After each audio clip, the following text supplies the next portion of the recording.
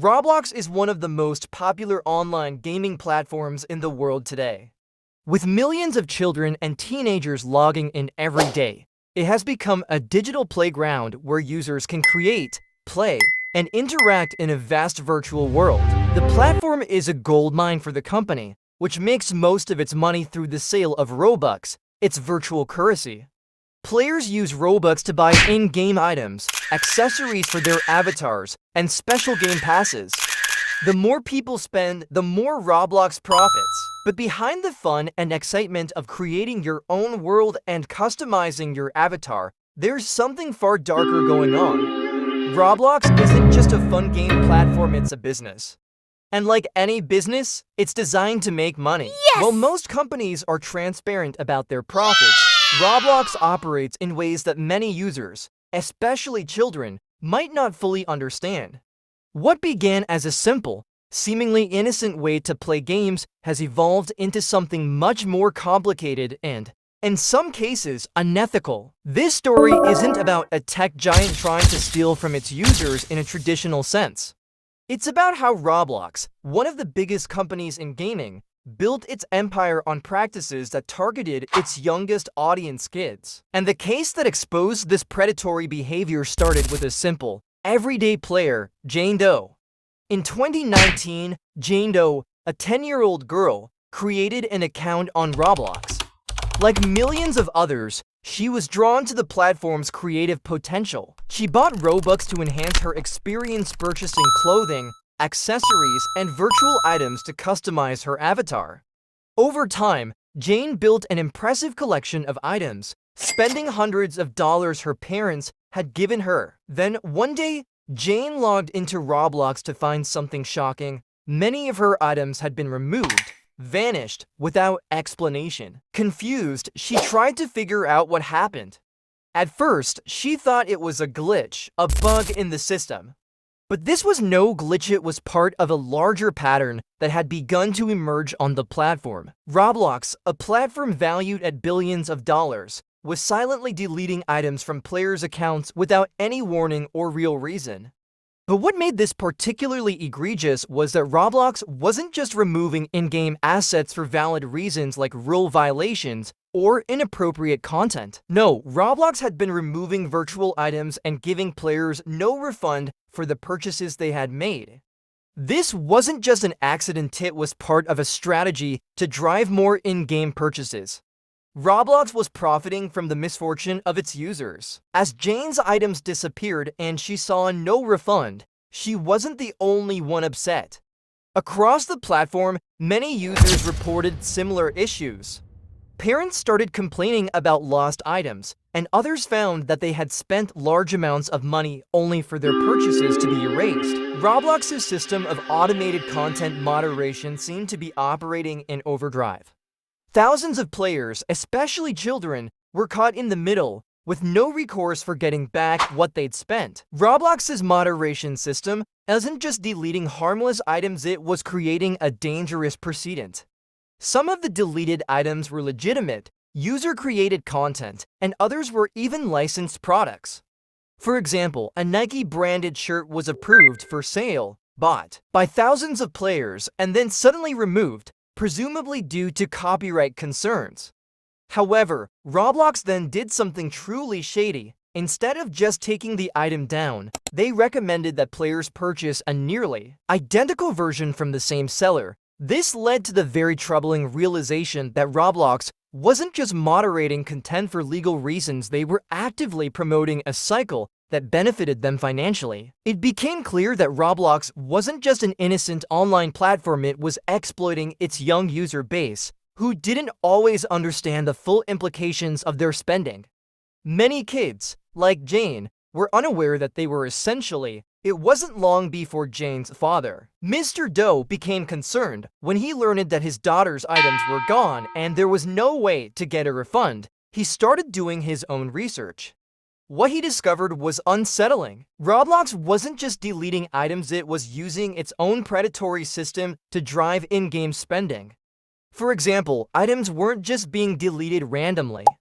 They were being deleted according to some arbitrary guidelines, with Roblox's automated system making the final call. Moreover, Roblox's moderation system seemed to be set up with quotas, forcing moderators to delete content without any real oversight. In some cases, users found their accounts banned for minor or even non-existent violations of the rules. The platform wasn't just harming users by taking away their items, it was essentially tricking them into spending more money to replace what they had lost. For children who may not understand how money works in the real world, this was a dangerous situation. It wasn't just a few disgruntled users who noticed. After seeing many other complaints and learning more about how Roblox operated, Mr. Doe knew something had to be done. He hired a lawyer and filed a class action lawsuit against Roblox, arguing that the company's practices were financially predatory. The lawsuit was clear. Roblox was manipulating young users into spending money they didn't fully understand, all while providing little to no transparency about why items were being deleted. But Roblox wasn't going to give up without a fight. The company fired back with a legal strategy that was nothing short of masterful. They argued that Jane, as well as other plaintiffs, had agreed to Roblox's terms of service when they signed up. According to Roblox's legal team, the fine print of these terms should have been enough to bind users to the platform. Even though Jane was only 10 years old, Roblox argued that she had technically agreed to the terms simply by signing up for an account. The legal battle got more complicated when Roblox's team argued that since Jane had already been issued a refund for her purchases, the case should be dismissed. Roblox's defense team claimed that this was proof they had already made things right. However, this claim wasn't true. Jane hadn't received a refund, and the company's assertion was based on an error. No one could prove that Jane had actually received her money back. What made matters worse was that Roblox refused to release Jane's account information to confirm whether or not she had received her refund. This only further fueled the belief that Roblox was hiding something. As the case progressed, the judge overseeing the case, the Honorable William H. Orrick, ruled in Jane's favor. In his ruling, Judge Orrick determined that Roblox had failed to demonstrate that Jane had given proper assent to the platform's terms of service. Importantly, Roblox knew that Jane was a minor when she signed up, and the company had no mechanism in place to obtain parental consent. Unlike other platforms, such as YouTube, which require parental verification for minors, Roblox had simply allowed users under 13 to sign up without asking for their parents' permission. In the judge's opinion, this made it unreasonable to assume that Jane had fully understood what she was agreeing to. Given that Jane was only 10 years old, and Roblox had no system in place to confirm that her parents had consented to the terms, it was clear that Roblox had overstepped its bounds. This decision opened the door for many others in Jane's situation to challenge Roblox's practices. The ruling had far-reaching implications for the company. Since over half of Roblox's users are under 13, this decision meant that many minors could now challenge Roblox's terms and conditions. The case was a nightmare for Roblox, and it was a win for consumers everywhere. If this ruling stood, it would create a precedent that would make it difficult for Roblox to enforce its terms of service in the future. Faced with the threat of even more lawsuits and the risk of damaging its reputation, Roblox decided to settle. After nearly a year of mediation, the company agreed to create a $10 million settlement fund to compensate users who had lost their virtual items due to the company's actions. This fund would return nearly half of the losses to users in the US, with an automatic refund program set up to prevent future issues. The automatic refund program was one of the key elements of the settlement. Roblox promised to keep it in place for at least 4 years, and it was expected to prevent the loss of tens of millions of dollars for users. It was also revealed that Roblox had already refunded millions of dollars worth of lost Robux, and the automatic system had prevented over $25 million in losses over the last 4 years. The settlement didn't just provide financial compensation, it sent a message to the industry.